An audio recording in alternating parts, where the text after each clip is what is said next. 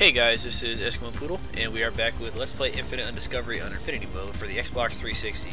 The last time was kind of a boring episode, but we got several achievements, including the one for getting all the battle skills, getting the one for all the magic spells, and getting one for writing a hard-to-write book.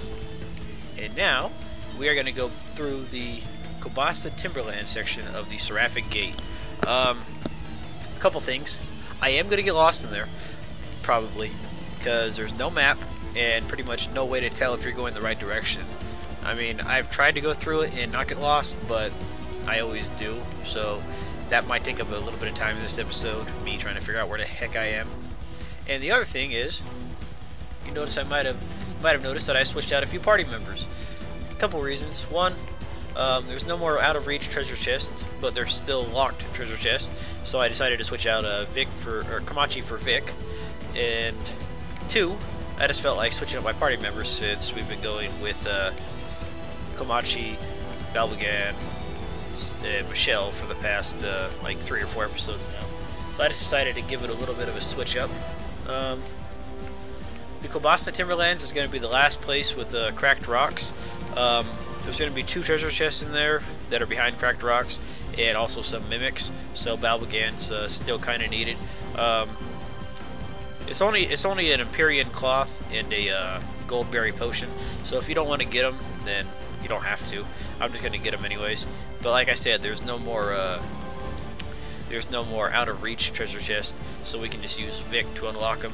And Vic's actually not too bad. So, and I decided to swap out Michelle for a little bit, just to give Eugene a chance to show his stuff. And if you notice, he has a cool little staff right now. That staff right there, the dominant staff, is actually pretty dang good, or ancient staff or whatever. Casting time down, so his spells cast a little faster, and then pretty decent intellect and attack. It's not as powerful as what we made for Michelle last episode, but it does pretty good. And I just went ahead and switched out her Feeble Cape with him. And here's that King of Kings that I was talking about, which is pretty good for magic characters just because of that magic damage plus 10%. And plus they can't get any poisoned or confused or stuff like that, so that works out pretty well. But that ancient staff right there, it's gotten in the Port Zala section of the Seraphic Gate. Right when you go to that place where you're farming Malice Woods on the Order Officers and Bombers, right next to the teleporter with the 2 rooms. They have a pretty good chance to drop that, and they drop them. They drop them pretty frequently actually, and they actually sell for a pretty decent amount. I don't remember exactly, but I want to say it was over 25,000 each. So it's not a bad place to sell money or sell. I'm currently at 10 million full, so I only need 89 million more for my filthy rich achievement, but that's still going to take me a while. I'll probably do most of that grinding off screen. And another thing I did was I checked out some of our new battle skills. Okay, here's Capel's first new one, Alfheim, which Sigmund has. It's that first hit right there, that first kick doesn't have as much reach as Regenleaf, but that second hit, that has a pretty good reach. That third hit can be kind of awkward because it goes behind him a little bit, but that third hit will launch the enemy into the air if they can be launched and you have enough attack power, and it will hit enemies behind you. The only problem is it's kind of easy to interrupt, just like Regenleaf, so watch out for that. Honestly, you could probably still use Regenleaf, but I like the way this one looks, and it does, at level 3, it'll end up doing as much or more damage than Regenleaf at level 3. It'll probably end up doing more, actually. And Levantine Slash. This was a connect skill that Sigmund had.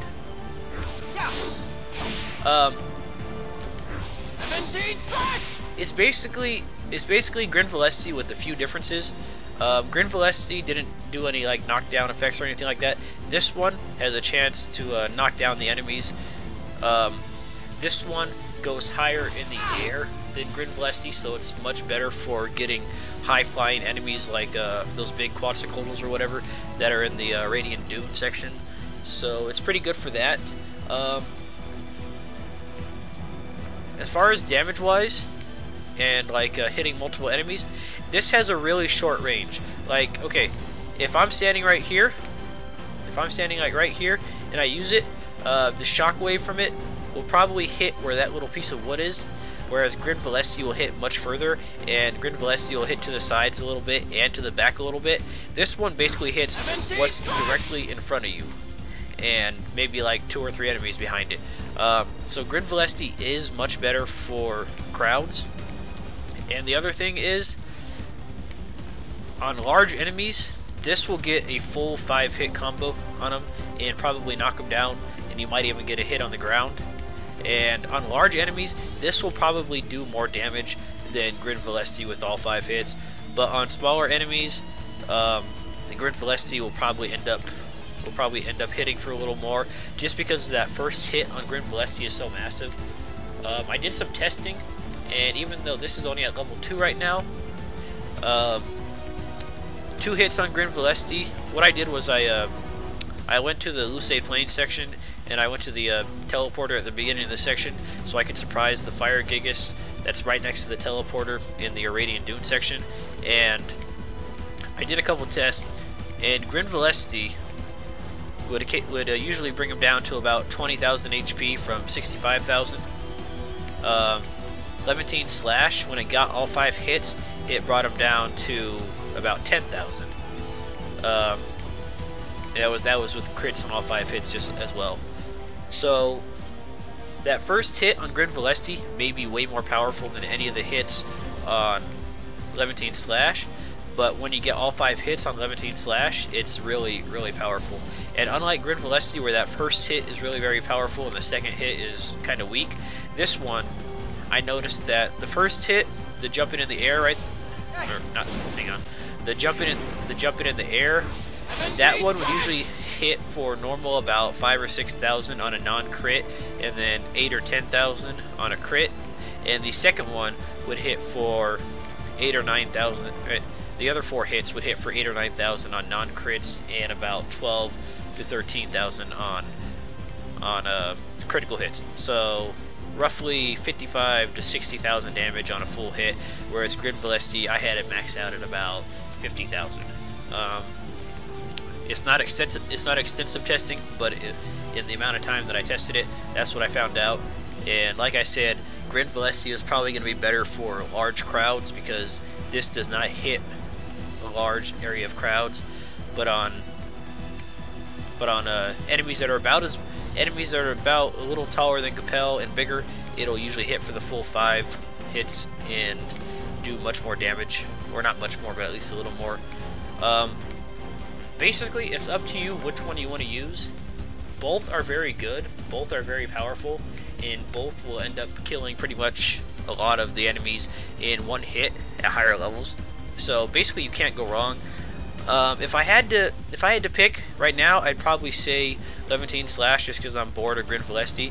But another thing is, I think what it is Grin Valesti is much more user friendly. You just aim in a direction, hit the skill, and you start killing stuff. Levantine Slash, you actually have to aim where you're going and hope that the 5 hits happen. So Levantine Slash takes a little more planning to get the right hits. Then Grin Valesti will just aim and destroy, basically. And what was I gonna say? If you wanted to, you could probably use them both. You put Grin Valesti on easy and Levantine Slash on hard, and use Grin Valesti for like the trash mobs, and then Levantine Slash for the big bosses. But I'm just gonna use Alfheim and Levantine Slash right now. Oh, and one other thing that I forgot. Grin Valesti, when you do it, you kind of jump in the air, and from like here you jump here, and then you like land right here, even if you're not targeting anything. Levantine Slash just goes straight up in the air.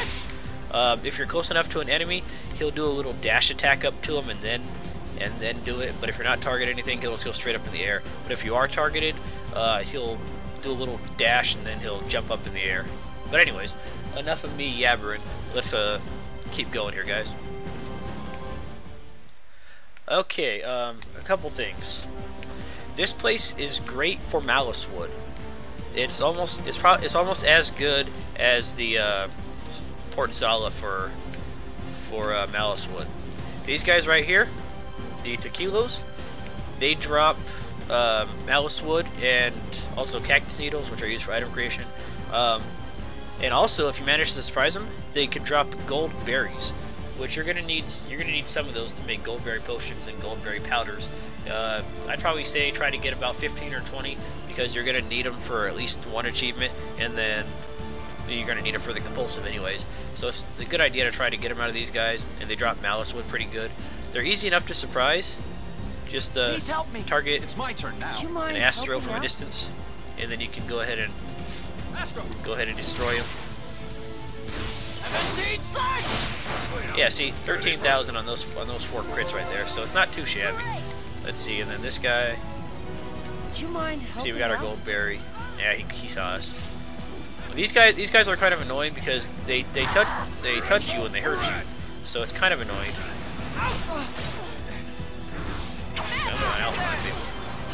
Yeah, Alfheim is kind of easy to interrupt, but it'll do plenty of damage. And yeah, a lot of times it'll be raining in here, the lunar rain, which really sucks. Sorry. Okay, but anyways, like I said, this is a good place for malice wood. See, okay, you see these guys right here? These guys are called Alraunes. They're really easy to surprise as long as they don't see you. Basically, if you approach them from the side, then they probably won't see you, and you can just well, I guess you saw me, but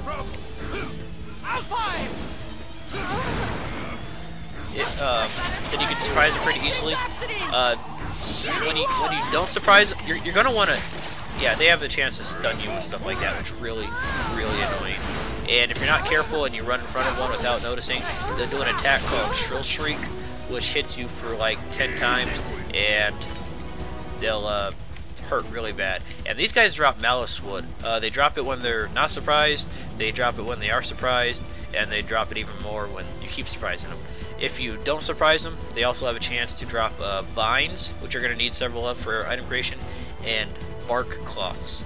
So these guys are really good, and I'm going to show you a nice little way to grind on them. To grind on these guys, it'd probably be better to use Grid Velocity because of the extra distance you're going to get, because you're not going to target them until they're actually awake.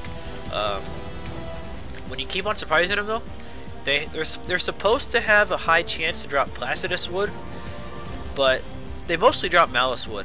In the time that I farmed them, because I was farming them a couple days ago, or not a couple days ago, but yesterday, in preparation for doing stuff, and I got off these guys like 50 malice woods and like 30 minutes of grinding. I got like maybe like 4 or 5 Placidus woods, so they're gonna give you more malice wood than anything. And if you surprise them, they're supposed to have a small chance to drop pious wood, but they never dropped a single piece for me. So maybe I'm just unlucky. But anyways, the good path for surprising them, I'm gonna put Grim Velocity on, and I'm gonna show you. Actually, no, screw it. But anyways, the good path for surprising them is when you come in here, hug to the right side right here, and then Grid Velocity. And then keep on going. You're gonna notice that guy right there. Don't attack her yet because she'll probably have noticed you and you're not gonna get a surprise attack. So we keep on going. Keep on going. You'll notice there's another one right there. Again, don't attack her just yet because of the way this little piece of ground is located. It's kind of hard to get up to her without her noticing you. So you're probably not going to get a surprise attack. So walk past her and head over here. Keep on straight. So come at this one at an angle right here, and you can surprise her pretty good. See, that took her down from about 90,000 to 45,000. So that's 50. And so that's pretty dang good. She didn't drop anything that time, but she should have dropped either Malice Wood or Placidus Wood. Mostly Malice Wood, though. If you don't, I recommend not surprising them a couple times, just for the vines and the bark cloths that you're gonna need. Anyways, come on over here, and then surprise this guy too.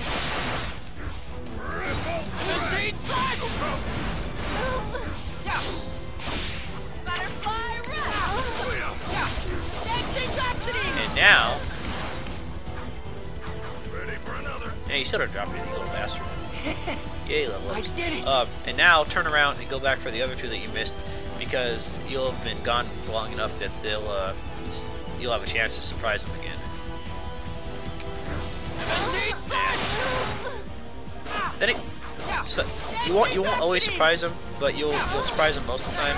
But like I said, it's a good idea to not surprise them a couple times just for the vines and the bark cloths. This is a good place to get those bark cloths, and you're gonna need vines for several things.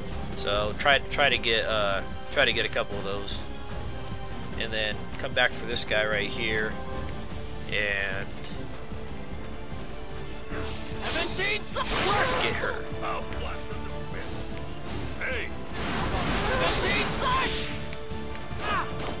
Come on, kill him, guys. Kill him. What do you got? What do you got? Woods? Ready for another. Okay, you didn't drop anything for me. I don't like you guys. But yeah, like I said, good place for Malice Woods, because those Alraunes will drop plenty of Malice Wood, and the Tequilos will also drop Malice Wood when you surprise them, and gold berries when you surprise them. So a good way to do it: come out of the teleporter. Put your weapons away, connect to Michelle or Eugene, Astro this guy. My Michelle has her Astro to level 3, and that's usually enough to kill this guy in one hit, more or less, if not two. And then try to aim for the Tequila right there without him seeing you. That gives you another surprise attack. And then you go for the Alraunes and surprise them. Anyways, I'm gonna try this again, so let's continue on through our areas. Okay. Of course. Okay, now we're just gonna go through normally, with me getting lost and everything like that. So.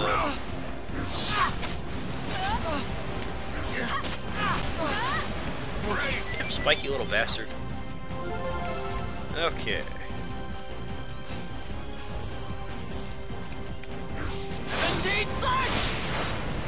Oh yeah, Levitating Slash also knocks him down, so that's another good thing, is you occasionally knock him down and you'll end up getting health back from the last part of the combo.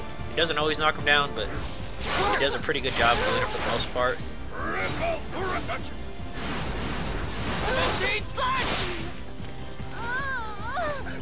Yay, Malice Woods.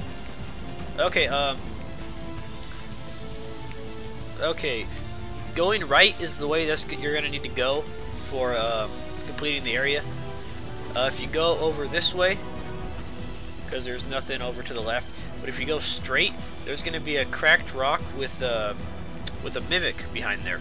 The same mimic from the BR mines. So 60,000 full, but you need Balbagan, and other than that, there's pretty much nothing over there. So I'm not gonna bother going over there. But if you want to go over there, feel free. Big thanks. Big thanks. Okay. 99,000. So it takes, yeah, bark cloth. There we go. Good stuff. So Levitating Slash takes her from 99,000 to 45 or 50,000 on a surprise attack.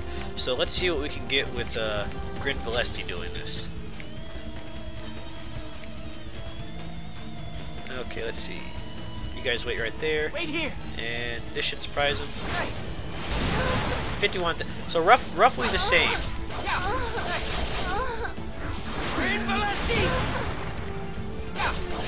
And Levitating Slash is better for enemies that are right in front of you, because as you noticed, Grin Valesti has a tendency to go a little past them, and so you might not get that first hit.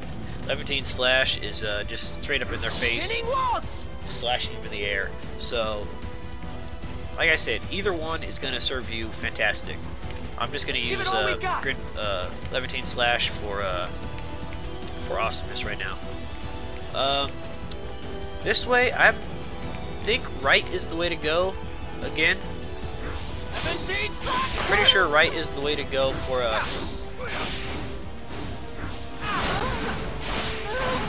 just getting out of here. But I don't remember, because like I said, it's been a while since I've been here. So we're gonna go explore the entire place. And it's really easy to get turned around in here. So try to remember from which direction you came in, so you don't get too lost. Let's see. We're gonna start going off left. See if anything's down there for us.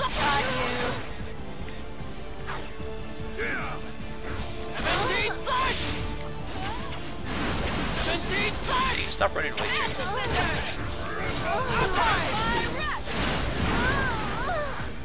Yeah, it does a really good.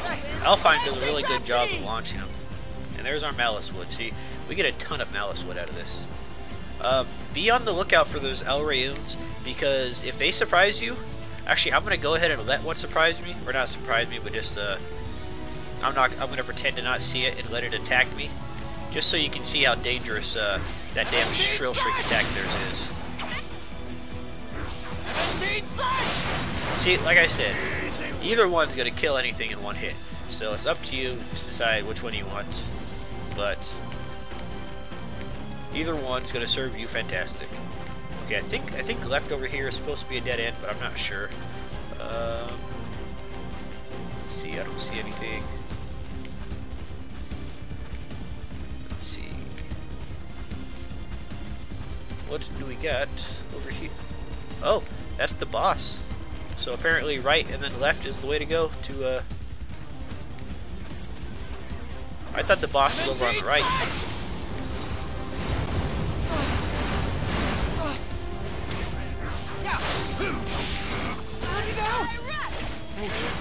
Did you treat them? That was great. Bastard. Stay still.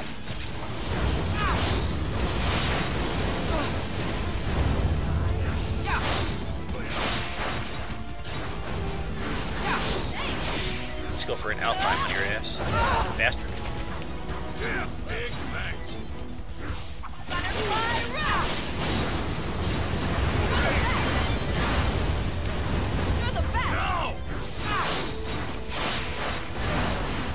That was great. This guy will drop the Sabre's claws, Sabre's claws, however you pronounce it, which is going to be the best claws for a Gustav. 4,000 attack, HP plus 20%, and it has the chance to freeze enemies in a block of ice. So it's a very, very good piece of equipment for Gustav. Matter of fact, it's his best equipment for Gustav. I think if you go this way, that's the end of the area. I thought you had to go right, and then keep going right, but apparently right and then left takes you straight to the end of the area, which I did not realize. Let me check just to make sure.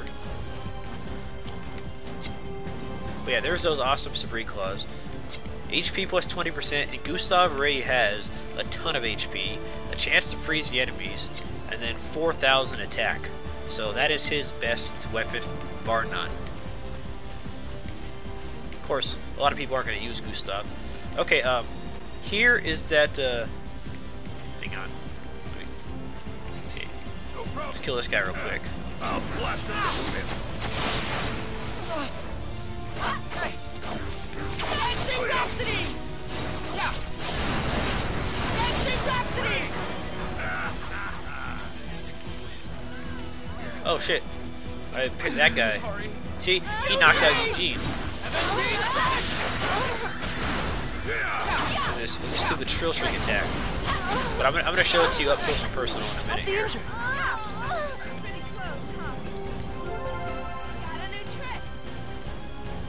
Okay, just walk in front of him.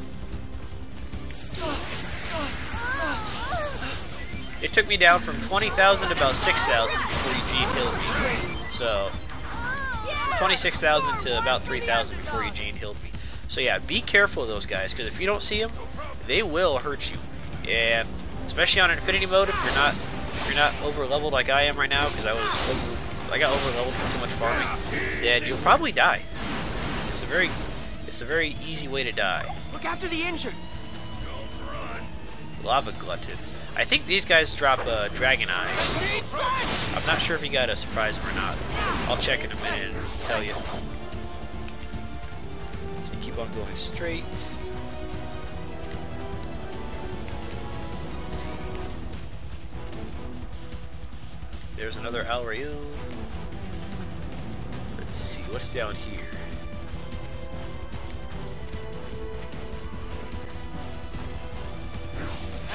Slash! Rhapsody! He did it. Let's see, what do we got?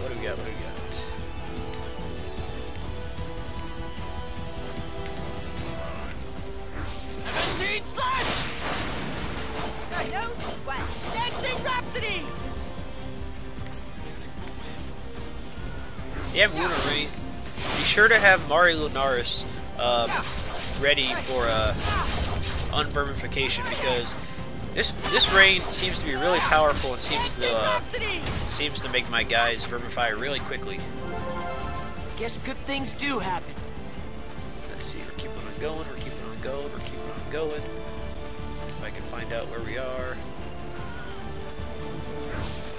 Slash!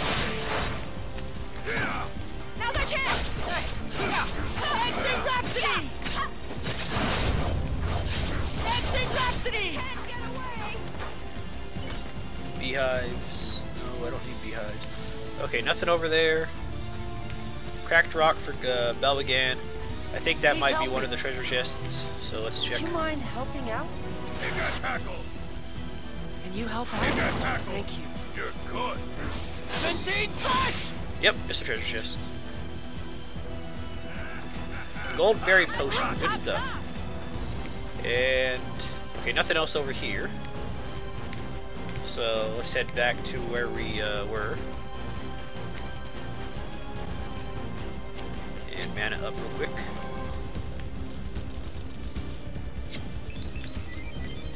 You're the best! Let's see, get you guys down from your rain-induced high.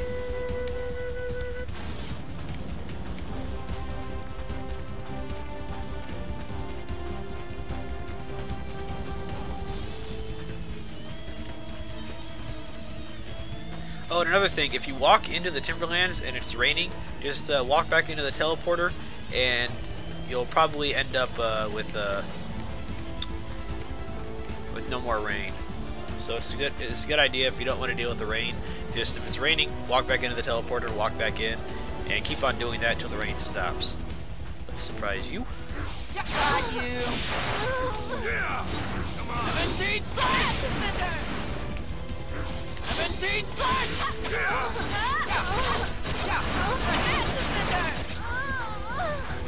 Knew he'd win. Okay, Placidus Wood.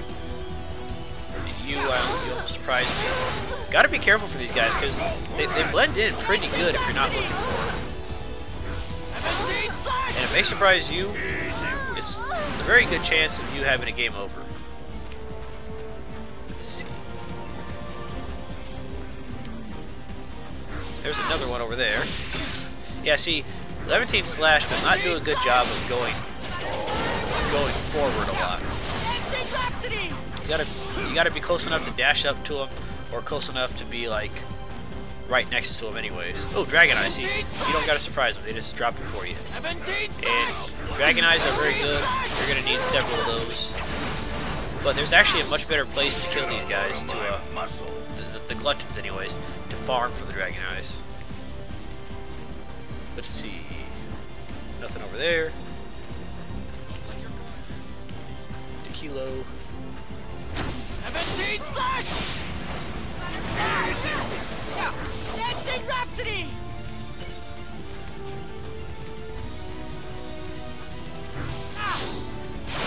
got you. 17 slash!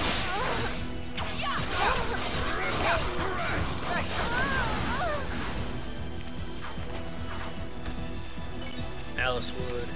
No problem. Fervor Glutton, or Lava Glutton, or whatever the heck you are, I don't know. 17 You're a slash! glutton, I know that much. Yeah.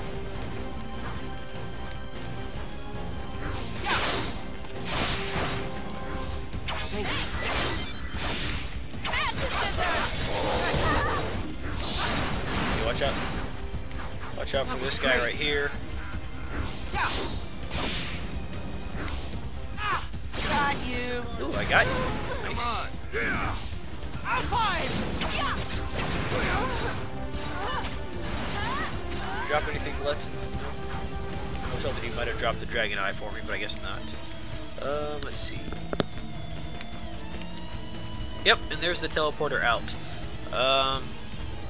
Okay, what I'm going to do is I am going to cut the video back to the beginning of the section, and then I'm going to go find out where the that other cracked rock is, and then I'll let you guys know, and then I'm going to wind up back here in front of the teleporter so we can go to the next area. I'm not going to record the other cracked rock, I'll just give you guys directions to get to it. So let me go find out real quick. Actually, we might as well record it, that way you have a visual guide to where we're going.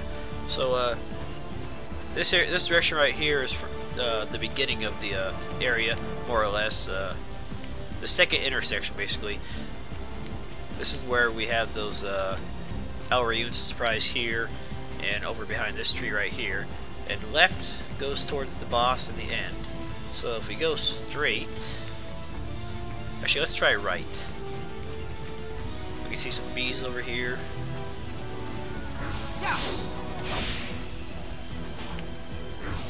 High five! Son of a bitch. Yeah! Now's a chance! Yeah! High five! That was great!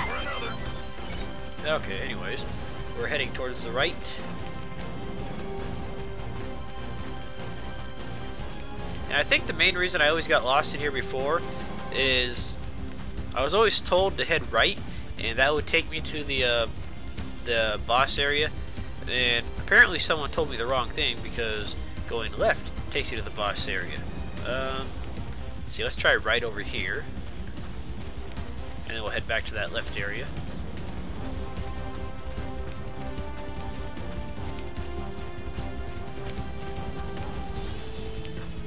Dead end over there. Dead end over there. And dead end over there. So going right here is a complete dead end. Hey, get down! Lend me a hand. Steel claw! Okay, let's try the left direction then. No sweat.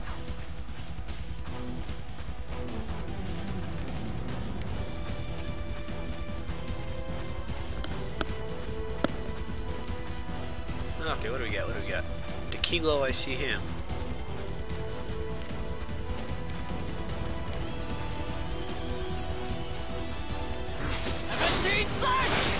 You're dead. Nice and easy.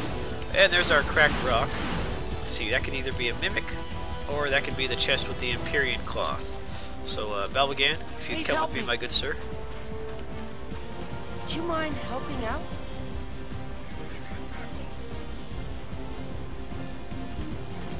Come on. Can you help out? Alright, what do we got? You're good. You just look like a mimic chest. High five! Nope. Okay. That is our Empyrean cloth. And that is the second and final treasure of this area. But let's go ahead and continue exploring the area just to make sure there's nothing else good, like actually, I don't think there is anything else good. I think the other cracked rocks we're gonna find have mimic chests behind them. So this is the way back towards the beginning of the area.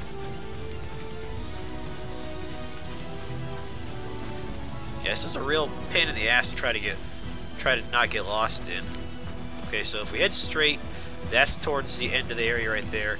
If But if we veer off to the right, I already killed there was a couple wasps hanging around right here, but I already killed them because I was going to go this way. But there's some more up there anyway, so we can kill these guys. Yeah. Slash! Okay. Hitting walls! Okay. No sweat. Thanks. Oh, and by the way, the Cobasna Timberland section of the Seraphic Gate is the last area that has rocks for you to crack. So if you want to, you can go back to Colton and switch out Balbagan for somebody else. Just make sure you have Vic or Komachi in your party, though. For the ooh, hello. Oh, I thought I was gonna surprise. Kill them. Stop him! Yeah, just make sure you have Vic or Komachi. Yeah. I am gonna go end up switching out Balbagan for Edward pretty soon here. I just want to finish up exploring this area, see what we got. Okay, so this is a dead end too. So basically, in summary, to not get lost in the Kobasa Timberland section and to get all the treasures, head right at the first intersection, right at the second intersection for the Empyrean Cloth, turn around, head straight, and keep going straight. That'll bring you to the next boss, and then you'll be pretty much right near the end. And the next fork you get will take you to either the end or the Goldberry Potion. Either one will take you where you need to go. So right, left, and more or less straight for the end of the section. Okay, guys. I am going to go back to Colton and switch out Balbagan for a different party member, more than likely Edward, and then I am going to head into the next section of the Seraphic Gate. Meanwhile, I'm going to end this video right here and do that stuff for myself. So guys, thanks for watching, and I will see you guys next time.